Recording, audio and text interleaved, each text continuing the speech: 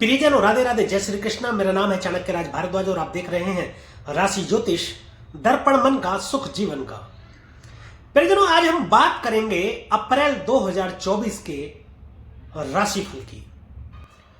इस श्रृंखला में सबसे पहले हम राशि चक्र की प्रथम राशि मेष राशि के विषय में बात करेंगे।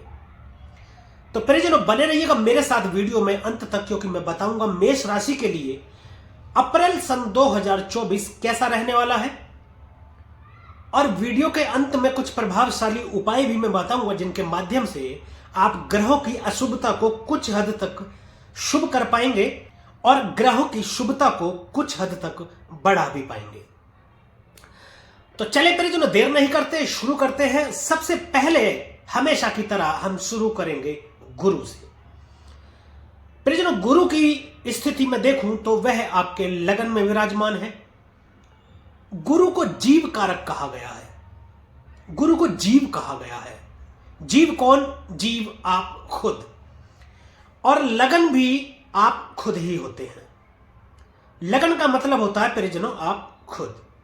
लगन में जो भी ग्रह आकर के बैठता है या जिस नंबर की राशि लगन में पड़ती है, व्यक्ति का व्यक्तित्व वैसा ही होता है। एक प्रभावशाली व्यक्तित्व आपका इस दौरान रहने वाला है। निवेश में आपको लाभ की प्राप्ति कराएंगे देव गुरु बृहस्पति। हालांकि ये अभी 1 मई को राशि परिवर्तन कर जाएंगे, परंतु 1 मई तक यानी कि 30 अप्रैल तक जो प्रभाव रहेंगे उसी विषय में हम बात कर रहे हैं। निवेश से आपको फायदा पहुंचा सकते हैं। ये संतान प्राप्ति के योग बनाते हैं, विवाह के योग बनाते हैं, शीघ्र विवाह के योग बनाते हैं। यहां बैठ करके पहली दृष्टि पंचम भाव पर डाल रहे हैं। राजनीति से बड़ा फायदा आपको मिल सकता है। संतान प्राप्ति विवाह के योग तो बनाते ही हैं, प्रेम विवाह के भी प्रबल योग बनाते हुए आपके राजनीति में कोई बहुत बड़े पद की प्राप्ति के योग बन रहे हैं। निवेश में आपको फायदा हो सकता है, शेयर मार्केट इत्यादि में। सप्तम दृष्टि से सप्तम भाव को देखेंगे। व्यापार का भाव है, पार्टनरशिप, साझेदारी। दांपत्य का भाव भी है। दांपत्य जीवन में यदि किसी भी प्रकार का मन मुटाव की स्थिति यदि बनी हुई है या बनी हुई होगी, तो वह देव गुरु बृहस्पति सुलझाने का कार्य कर रहे हैं। विदेशों से आपके लाभ का कारण बन रहे हैं व्यापार में, और साझेदारी में भी अच्छे संबंध देखने को मिलेंगे। नवम दृष्टि आपके भाग्य स्थान में डाल रहे हैं, भाग्य में बढ़ोतरी कर रहे हैं। लंबी दूरी की यात्राएं, ज्योतिष की तरफ आपका रुझान, धर्म की तरफ आपका रुझान, बड़े भाई से संबंध अच्छे होंगे। गुरु के बाद में बात करेंगे प्रियजनों हम शनि की। शनि कुंभ राशि में विराजमान है, आपके एकादश भाव में। एकादश भाव में यूं तो कोई भी ग्रह बुरा फल प्रभाव नहीं देता है। सभी ग्रह अच्छा फल प्रदान करते हैं 11वें भाव में। और शनि वैसे भी अपनी खुद की ही राशि में बैठे हैं। अपनी मूल दिन कोण राशि कुंभ राशि में 11वें भाव में स्थित है शनिदेव। तो लाभ प्राप्ति के योग बनाते हैं आपके लिए। सामाजिक मान प्रतिष्ठा में वृद्धि कराते हैं शनिदेव। इनकम में बढ़ोतरी कराएंगे आपके। शनि से संबंधित कार्य जैसे लोहे का व्यापार इत्यादि या लेबरर काम, ठेकेदारी से संबंधित कोई कार्य आप कर सकते हैं, उसमें अत्यधिक लाभ की प्राप्ति कराते हुए शनिदेव दिख रहे हैं। शनिदेव की तीसरी ही दृष्टि आपके लगन में जा रही है, जहां पर गुरु विराजमान है। देखिए, शनि कुछ अशुभ फल प्रदान कर सकते हैं। शनि यहां बैठ करके आपके 5 घरों को प्रभावित करते हैं। 10वें के तो ये मालिक है, 11वें में बैठे हैं, 2 घर ये हो गए। पहली दृष्टि, तीसरी दृष्टि लगन में डालेंगे तो लगन को भी प्रभावित करेंगे, परंतु ज्यादा चिंता की कोई बात नहीं, क्योंकि गुरु वहां पर विराजमान है, वह सब संभाल लेंगे। सप्तम दृष्टि से पंचम भाव को देखते हैं। संयुक्त दृष्टि है, गुरु की भी दृष्टि है, शनि की भी दृष्टि है। तो वहां पर भी जो कुछ भी नुकसान शनिदेव करेंगे, देव गुरु बृहस्पति उसको सुधारने का काम करेंगे। दसम दृष्टि शनिदेव की जो जाएगी वह आपके अष्टम भाव में जाएगी। अष्टम भाव देखिए ऑकल्ट साइंस का भाव है, अचानक से घटित हो जाने वाली घटनाओं को अष्टम भाव से देखा जाता है। लंबी दूरी की यात्राओं में कष्ट की स्थिति बन सकती है, उसमें आपको विशेष ध्यान देने की आवश्यकता है। शनि के बाद परिजनों राहु की बात करेंगे। अब राहु आपकी राशि से 12वें भाव में गोचर कर रहे हैं। 12वां भाव व्यय का भाव कहा जाता है, मोक्ष का भाव है। सही सुख यहां से देखते हैं, विदेश का भाव भी है, कोर्ट कचहरी इत्यादि यहां से देखा जाता है, जेल का विचार भी यहां से किया जाता है। तो राहु यहां विराजमान है। परिजनों आपको अधिक सावधान रहने की जरूरत है। विदेश यात्रा तो राहु आपको कराएंगे ही, व्यापार में बड़े लाभ की प्राप्ति के योग बनाते हैं राहु यहां पर विराज करके, परंतु आपको भ्रमित कर बहुत बड़ा खर्च भी करा सकते हैं। यहां तक आपको सावधान रहने की जरूरत है कि आपके किसी चरित्रहीन महिला से संबंध होने के चलते आप पर कोई आरोप लग सकता है, जिसके एवज में कोई बहुत बड़ा खर्च हो सकता है। तो ऐसी स्थितियों से सावधान रहे। देखिए ज्योतिष क्या है, ज्योतिष संभावना है और सावधानी। संभावना यदि हम बता देते हैं तो सावधानी भी बताते हैं। संभावना समझने के उपरांत यदि आप सावधानी रखें तो ग्रहों के बुरे प्रभावों से बचा जा सकता है। विदेशों से बहुत बड़े लाभ की प्राप्ति राहु करा सकते हैं यहां पर आपके व्यापार के द्वारा। राहु की पंचम दृष्टि आपके सुख भाव में जाएगी, चतुर्थ भाव में। चतुर्थ भाव भूमि भवन वाहन का है। तीनों की प्राप्ति आपको करा सकते हैं। कोई बहुत बड़ा घर आप ले सकते हैं, बड़ी गाड़ी आप खरीद सकते हैं, कोई बड़ा मकान आप खरीद सकते हैं।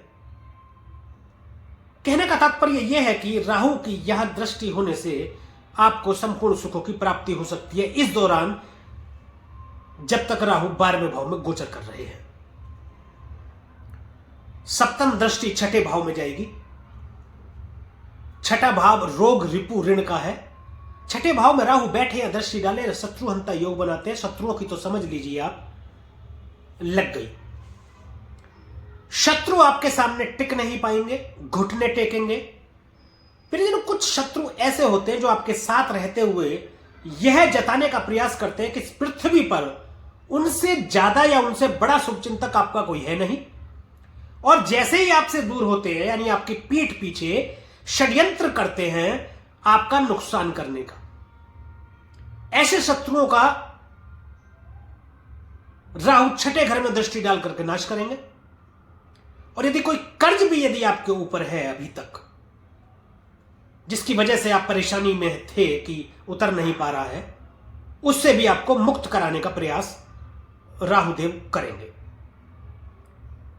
नवम दृष्टि अष्टम भाव में जाएगी, जहां पर शनि की भी दृष्टि है। शनि और राहु की संयुक्त दृष्टि है। यहां पर ससुराल पक्ष से कुछ तनाव हो सकता है। ससुर से पैसों को लेन देन के संबंध में संबंध खराब हो सकते हैं।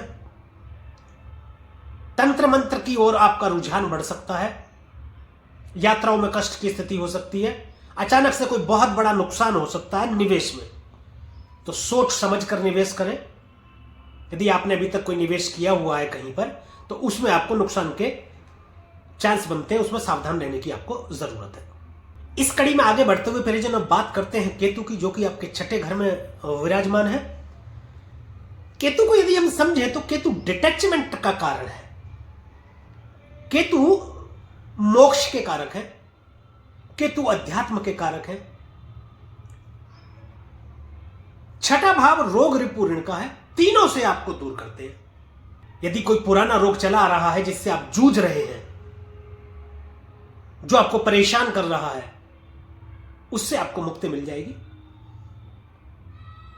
शत्रुओं से आपको मुक्ति मिलेगी। यदि कोई कर्जा आपने ले रखा तो उससे भी आपको मुक्ति मिलेगी केतु के विराजमान रहते हुए। अब बात करते हैं परिजनों बाकी ग्रहों की, जिसमें सबसे पहले हम बात करेंगे सूर्य की। सूर्य आपके 12वें भाव में विराजमान है। यहां पर राहु के रहने से सूर्य को ग्रहण लग रहा है। सूर्य ग्रहण होने के चलते सरकारी कामों में बाधा उत्पन्न होगी। सूर्य आपके पंचम भाव के स्वामी बनते हैं, 12वें भाव में बैठे हैं, राहु के साथ बैठे हैं, ग्रहण लग रहा है सूर्य को। राजनीति में यदि आप सक्रिय हैं तो उसमें कुछ उथल पुथल देखने को मिल सकती है आपको। सरकारी कामों में बाधा उत्पन्न होगी 13 तारीख तक। 13 तारीख के बाद सूर्य देव आपके लगन में आ जाएंगे गुरु के साथ, जहां पर सूर्य उच्च के होंगे। उच्च का सूर्य बृहस्पति के साथ बहुत शानदार योग बनेगा 13 तारीख के बाद। राजा जैसा जीवन जिएंगे। जितने भी कामों में विफलता रही है या विफल हो रहे हैं या कुछ समस्या आ रही है, उन सारी समस्याओं से आपको निजात मिल जाएगी 13 तारीख के बाद में, और सभी काम आपके बनते चले जाएंगे। आत्मविश्वास में वृद्धि होगी। आपका ऑरा ऐसा हो जाएगा कि लोग आपकी तरफ आकर्षित होंगे। सूर्य का तो तेज ही काफी है, सूर्य में अग्नि बहुत है। आपके अंदर थोड़ा गुस्सा अधिक हो सकता है, राजा जैसी फीलिंग आ जाएगी ना आपकी। आपको लगेगा मैं तो राजा हूं, मेरी बातें सुननी चाहिए, मेरी बातें माननी चाहिए। कई बार आपकी गलत बातें भी आपको लगेगा कि माननी चाहिए लोगों को। ऐसा आपका व्यक्तित्व हो जाएगा। परंतु गुरु के भी विराजमान होने से आप थोड़े नॉर्मल भी जल्दी ही हो जाएंगे। तो यह एक अच्छा संयोग रहेगा गुरु और सूर्य का 13 तारीख के बाद। सूर्य के बाद बुध की बात करेंगे। बुध भी 12वें भाव में आपके स्थित है। बुध बकरी भी हो रहे हैं, फिर अस्त भी हो जाएंगे। तो बुध का कुछ ऊपर नीचे आपको प्रभाव देखने को मिलेगा। छठे का स्वामी 12वें भाव में बैठा है और तीसरे का स्वामी 12वें भाव में बैठा है। तीसरा घर की बात करें तो छोटे भाई बहनों का भाव है, पराक्रम का भाव है, कम्युनिकेशन का भाव है। एक दूसरे से कम्युनिकेशन, एक दूसरे से वार्तालाप। दो या दो से अधिक लोग जब आपस में बात करते हैं तो वह कम्युनिकेशन कहलाता है। मल्टीमीडिया यहां से देखते हैं, न्यूज एंकरिंग वगैरह। कम्युनिकेशन में थोड़ा सा मतलब कंफ्यूजन की स्थिति हो सकती है। आप कुछ कहना चाह रहे हैं, आप कुछ बताना चाह रहे हैं, सामने वाला कुछ और समझ रहा है। ऐसी स्थिति हो सकती है क्योंकि ये ऊपर नीचे चलेगा। अभी वक्री होंगे, फिर अस्त हो जाएंगे, लेकिन ये उदय भी होंगे। परंतु ये फिलहाल स्थिति आपकी चलेगी। इससे आपको सावधान रहने की जरूरत है। वाणी पर विशेषकर आप अपना संयम रखें, कंट्रोल रखें, क्योंकि वाणी के चलते आप किसी मुसीबत में फंस सकते हैं। आपको नुकसान की स्थिति बन सकती है। अब बात करेंगे परिजन मंगल की, जो कि आपके एकादश भाव में स्थित है। एकादश भाव में शनि की ही राशि है और शनि के साथ ही मंगल बैठे हैं। यूं तो मंगल और शनि का मेल कतई अच्छा नहीं माना जाता, बिल्कुल अच्छा नहीं माना जाता। कहते हैं कि जहां मिले शनि और मंगल वहां रहेगा दंगल ही दंगल। परंतु एकादश भाव में कोई भी ग्रह बुरा फल प्रभाव नहीं करता है, बुरा प्रभाव नहीं देता है। इस वजह से 11वें भाव में मान प्रतिष्ठा में वृद्धि के चलते आपको व्यापार के द्वारा लाभ हो सकता है। 11वां भाव इनकम का भाव है। इनकम वह इनकम जो आप कमाते हैं। देखिए, कमाने की अगर बात करें तो कमाने में धन ही नहीं अपितु आपकी सामाजिक मान प्रतिष्ठा भी आती है। बड़े भाई से संबंध आपके अच्छे रहेंगे, बड़े भाई के कार्यों में भी बढ़ोतरी होगी। चतुर्थ दृष्टि यहां से धन भाव में जा रही है। मंगल एक अत्यधिक एनर्जी है मंगल के अंदर। मंगल भी आग का गोला है। दक्षिण दिशा के मालिक मंगल यानी कि फायर एलिमेंट। तो वाणी में कठोरता देखने को मिल सकती है। सावधानी रखें, कुटुंब से संबंध खराब हो सकते हैं। परंतु धन की स्थिति बेहतर करेंगे। ये निवेश में आपको लाभ की प्राप्ति करा रहे हैं यहां दृष्टि डाल करके। सप्तम दृष्टि इनकी पंचम भाव में जा रही है शनि की और मंगल की भी। मंगल और शनि की दोनों की दृष्टि पंचम भाव में जा रही है। बहुत ज्यादा स्थिति अच्छी तो नहीं कह सकते हैं, परंतु गुरु की भी दृष्टि यहां होने से यह स्थिति ज्यादा खराब रहेगी भी नहीं। मंगल यहां पर दृष्टि डाल रहे हैं तो राजनीति में कोई बहुत बड़ा मुकाम आपको दिला सकते हैं, बहुत बड़े पद की प्राप्ति आपको करा सकते हैं। ऐसा ही शनिदेव भी कर सकते हैं। परंतु गर्भवती महिलाओं को थोड़ा सा सावधान रहने की जरूरत है। गर्भपात जैसी स्थिति बन सकती है इस दौरान। अष्टम दृष्टि से छठे भाव में दृष्टि डाल रहे हैं मंगल। यहां पर राहु की भी दृष्टि है, केतु विराजमान है। मंगल और केतु जब मिलते हैं तो ये जैसे वेट लिफ्टिंग जैसे कार्य, इन कार्यों में अग्रसर करते हैं, या इन कार्यों में आप पहले से हैं तो उसमें आपको एक अच्छा मुकाम दिला सकते हैं। शत्रुओं से आपको मुक्त करेंगे। एक और स्थिति, यदि आप कर्ज से परेशान है या कोई समस्या है कर्ज संबंधी, तो उससे भी आपको मुक्त करने का कार्य मंगलदेव करेंगे यहां पर दृष्टि डाल करके। अब बात करेंगे परिजनों हम शुक्र की, जो कि आपके 12वें घर में विराजमान है। शुक्र धन भाव के स्वामी बने हैं और सप्तम भाव के स्वामी बने हैं। सप्तम भाव दांपत्य का भाव, व्यापार का भाव, साझेदारी पार्टनरशिप। दूसरा भाव कुटुंब का भाव, वाणी का भाव, निवेश का भाव है। बैंकिंग आदि से आपको लाभ की प्राप्ति कराते दिख रहे हैं शुक्रदेव। व्यापार में खर्च कराएंगे। अब व्यापार में देखिए कैसे खर्च कराएंगे। व्यापार में खर्च शुभ खर्च होगा। वो कैसे? विदेश यात्रा पर आप खर्च कर सकते हैं। मान लीजिए व्यापारिक यात्रा यदि आप विदेश में करते हैं, विदेश जाते हैं व्यापार के सिलसिले में, तो व्यापार आपका बढ़ेगा। व्यापार बढ़ेगा तो आपको लाभ की प्राप्ति भी होगी। सैया सुख में वृद्धि होगी। इसका अभिप्राय यह है कि विवाह के योग बनाते हैं, विवाह हो सकता है आपका। परंतु चरित्र पर थोड़ा ध्यान रखने की जरूरत है। यदि आप अपने चरित्र को अच्छा रखेंगे तो सब कुछ अच्छा ही रहेगा। देखिए, कर्म को सर्वोपरि बताया गया है। ये सब ग्रहों की स्थिति के उपरांत सर्वप्रथम कर्म को प्रधान बताया गया है। यदि आप अपने कर्मों को अच्छा रखेंगे, किसी का नुकसान करने का नहीं सोचेंगे, किसी का बुरा नहीं सोचेंगे, समय निष्ठ रहेंगे, फोकस्ड रहेंगे अपने कार्य पर, आलस से यदि आप बचेंगे तो ग्रह भी आपको अच्छा फल प्रदान करेंगे। इसके विपरीत यदि आप करेंगे तो कोई भी ग्रह कितना भी अच्छा आपकी जन्म कुंडली में बैठा हो, वह अच्छा प्रभाव आपको नहीं देगा। तो परिजनों, यह था सभी ग्रहों का प्रभाव मेष राशि के लिए कैसा रहेगा अप्रैल 2024 में। अब कुछ उपायों की बात कर लेते हैं परिजनों। आपकी राशि के स्वामी मंगल। हनुमान चालीसा का पाठ करें। प्रति मंगलवार आप हनुमान जी के मंदिर जाएं, हनुमान जी को चोला चढ़ाएं, प्रसाद चढ़ाएं, वहां वितरित करें सभी लोगों को, और अपने घर भी प्रसाद लेकर के आए और घर के सदस्यों को भी वितरित करें। सूर्य को रोजाना आप जल दें, उसमें थोड़ी सी रोली डाल करके, परंतु यह सूर्योदय से 1 घंटे के भीतर भीतर आपको करना है।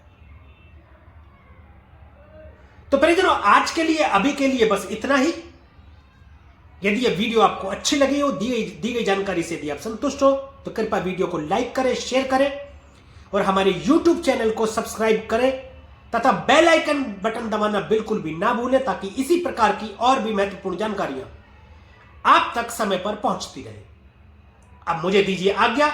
मिलेंगे अगली वीडियो में, एक और राशि के विषय में चर्चा करेंगे अप्रैल 2024 के राशिफल की। तब तक के लिए परिजनों राधे राधे, जय श्री कृष्णा। और आप देखते रहिए राशि ज्योतिष, दर्पण मन का, सुख जीवन का।